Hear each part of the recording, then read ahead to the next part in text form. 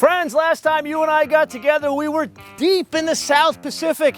Today, we are coming to you from deep in the South, Savannah, Georgia specifically, and we are here to drive the 2016 MINI Clubman. Not only is this car all new to MINI, MINI is all new to our little show here. We have never in our 6 years have had a MINI on the show, so we are very excited about this episode. But I will be honest with you, I have been to Savannah, Georgia before, so we came very prepared for the shoot. May I share with you a little secret? Dryer sheets keeps the gnats away. So let's get this back installed to make sure I don't get eaten alive doing this. And let's start, well, this car has the engine in the front, so let's start with the engine.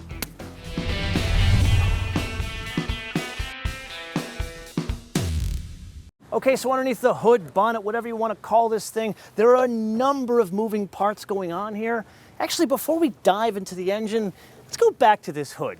It's this single piece clamshell design. The headlights themselves are separate from the hood, and this is not exactly new to MINI at all, but it's this kind of extra engineering, and believe me, this took a lot of extra work to make this thing the way it is. This is the charm of Britishness that I love. Anyway, I digress. Back to the engines.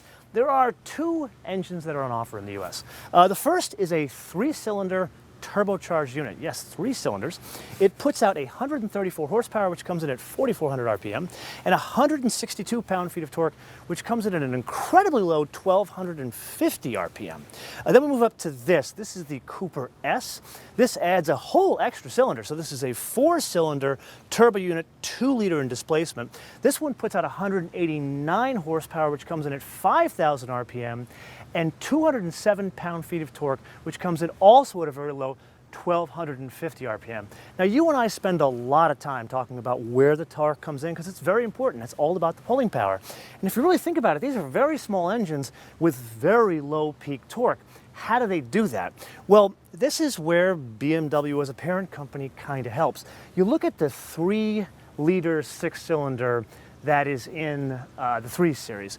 A lot of the technology there is shared with this engine family. So you remember the BMW 7 Series episode we did?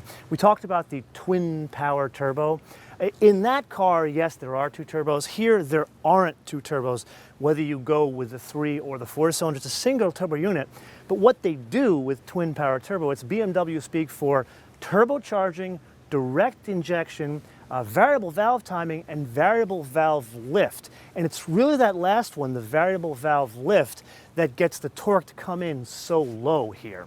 Now, there is a third engine that can be found in the engine bay of these cars, but not in this country. There is a diesel engine on offer. You and I are going to circle back on this at the end of this episode. Anyway, so how do you get the power to the ground? And that's where we have to talk a little bit about driving dynamics. So like the engines, there are a number of moving parts going on here as well, but this is all contingent on how many cylinders reside underneath that hood. So let's start with the obvious, and that is the transmission. There are 3 that are on offer. The first one is the one you and I love, and that is the 6-speed manual. It is a get-drag unit, can be paired with either the 3 or the 4-cylinder. Then if you really have to have an automatic, there are 2 that are on offer. So if underneath the hood there was a 3-cylinder, that would be a 6-speed automatic. And then there's this car, which sadly is an automatic, and this is the one we are going to be driving in the full first drive review. This one is an 8-speed automatic. But there is something interesting about these 2. You and I have been driving a lot of cars with automatics as of late, but most of them, and this is kind of the trend in this world nowadays, is dual clutch. These, believe it or not, are torque converters. So we will spend some time on some stunning Savannah roads with a torque converter automatic. But I digress. Now, this car is a MINI, so you're really not going to be surprised. McPherson struts here, multi-link in the rear here, and it's got the coils, and that's kind of the secret sauce as to why a MINI drives like a MINI. It's not like this crappy like twin beam thing in the back like most front-wheel drive cars. Now, There is one thing. There is a Mini that is on offer with all-wheel drive today. It is not this one, or not currently. But I did spend some time talking with Mini engineering folks, and let's just say that there is a platform that is shared with something with 3 letters that comes from Deutschland, and that does have all-wheel drive. So there is the possibility for all-wheel drive in a Clubman. So I guess this is kind of a bonus question. Would you want to see all-wheel drive in a Clubman? And keep in mind, this is not exactly the cheapest vehicle out there. You are buying this more for cheerful than cheap. So you would add some money by adding all-wheel drive. So keep that in mind before you answer. So let me know why you would choose all-wheel drive and then what region of the world you live in, and think of that as a bonus question. But let's press on. Now, in the full episode, we are going to spend some time talking about this interior. But there is one thing I have to point out, and again, Minis, you know me and my quirkiness about British cars, and if you've seen the release of that new Lotus Exige 350, it's got the same kind of thing. Check this out. This is the rubber mat of the cup holder. This sits at the bottom of the cup holder. You don't even see this, and it's got a tartan pattern. Look at that, tartan pattern in a rubber mat for a cup holder. This, people, is why I love British cars. Now let's look at something else very British, and that's back here.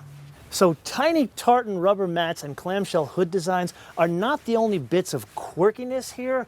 Like, if you really think back to the original Clubman, and I don't mean BMW Clubman, I mean my Greek brother Alec, who invented the Mini way back in the day Clubman, these things were always rolling beds of quirk. Like, who the hell puts barn doors on a small, tiny little car like this? Then it got me to thinking, if I'm being honest here, the hardest job in the world has to be the exterior designer of Mini, because there's, I think, an unwritten international law that is protected by Genevan Conventions that a Mini has to look like this. So I talked to Christopher, who heads exterior design for Mini, and he kind of agreed, but actually there are changes that can be made. Like, for example, have you ever seen a crease on a Mini? Because I know Alec never thought of these back in the day.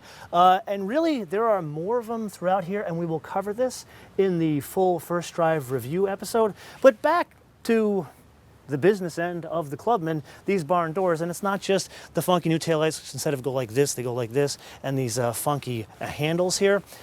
We've driven a lot of baby buggies as of late, and like, the hipster mommy thing to do is to have the kick the bumper to open the door. Well, this is, you know, a BMW product, so it's got to be some hipster stuff to it. So let's kick the bumper. One door opens, kick it again, double the quirk. Now, early on in this episode, I promised you guys we'd circle back to this whole diesel discussion. And this is where we have to put aside the British quirkiness laid over German intelligence and focus on a business case. Because really, think about this. If you are BMW AG or BMW North America, and you are pondering the question of whether or not to bring a diesel version of this to the US, you have to focus on really the most important thing, and that is the cost of energy. And here's a bit behind the scenes. When Billy and I stepped off the plane, Billy's my cameraman, we're on the way to the hotel, and we look out the window, and we see this gas station, and I swear to God it was called El Cheapo Gas. There's even like this superhero guy on the sign knocking out the price of a gallon of gas. And unleaded there was $1.83 a gallon. Even the super expensive Shell down by the airport was $1.95. Once we picked ourselves up off the floor and realized that was over $1 a gallon cheaper than in California, and no, taxes in California do not equal that difference, I went and I looked up the closing price of a barrel of oil for yesterday, December 9th, and that was $39.27 a barrel. Now, I am not one to complain with oil at these price levels, but back to BMW for a minute. Do you really think they could sell a diesel version of this car with energy or non-alternative energy at those prices? So I can't really answer this question, and frankly, neither can BMW, so I gotta turn this question around to you guys. And the question is very specific. Do you wanna see a diesel version of this car in the US, yes or no? And then don't just answer yes or no, let me know why or why not. So reasoning behind your decision. Like, for example, yes, I would like a diesel because I want more torque. or no, Sam, I do not like green eggs and ham. Something like that. Let me know in the comments below or via our social media, MotoManTV, all one word, MotoManTV, all one word, Facebook, Twitter, and Instagram. And with that, I want to leave you guys with two things. Number one, make sure you download our fancy new mobile application, which I had a hand in designing. You can get it for free at Apple iTunes and Google Play. And number two, make sure you come back for our full first drive review of this very car here, a Cooper S with an automatic. And with that, Billy and I need to go because the gnats are starting to really bite and we are running out of these like dryer sheets here. So we're getting the hell out of here. See you, suckers.